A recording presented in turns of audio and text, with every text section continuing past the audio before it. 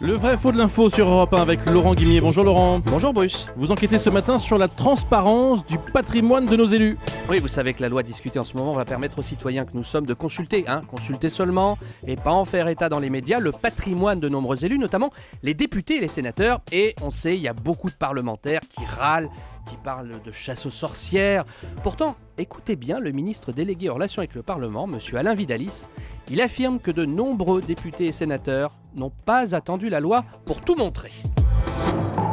C'est pas la chasse aux riches. Vous savez, il y a déjà beaucoup de parlementaires qui publient eux-mêmes leur patrimoine.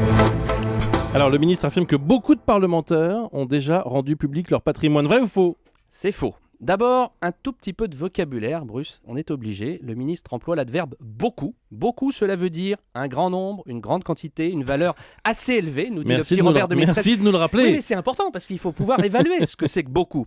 Eh bien, d'après les décomptes que l'équipe du Vrai Faux de l'Info a fait depuis 48 heures à l'Assemblée nationale, je précise uniquement à l'Assemblée nationale, je peux vous dire que 40 députés sur 577 ont rendu public l'intégralité ou une partie de leur patrimoine, notamment depuis l'affaire Cahuzac évidemment.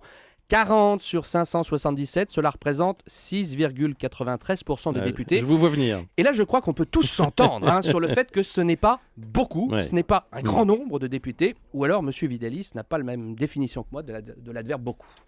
Où est-ce qu'on peut consulter le patrimoine de ces 40 courageux députés ? C'est au petit bonheur la chance. Certains l'ont fait sur leur blog, d'autres ont répondu à un questionnaire de leur quotidien régional, et puis d'autres ont vu les choses en grand. Le groupe EELV, les écologistes à l'Assemblée, ont lancé en avril un site internet qui compile les déclarations de tous ces députés. Ils sont 17. Et là, c'est plus facile donc à consulter. En théorie, parce que sur les 17 députés écologistes, il n'y en a que 8 à avoir transmis leur patrimoine au site internet officiel du parti. Nous avons appelé un par un les 9 autres pour savoir ce qui s'était passé. Alors certains l'ont publié uniquement sur leur blog, et puis d'autres refusent carrément. Pour publier son patrimoine, il faudrait déjà qu'il en ait un, s'est défendu le collaborateur d'un élu écolo. Bon, moi je trouve que comme mot d'excuse, on a connu meilleur. Merci beaucoup Laurent Guimier.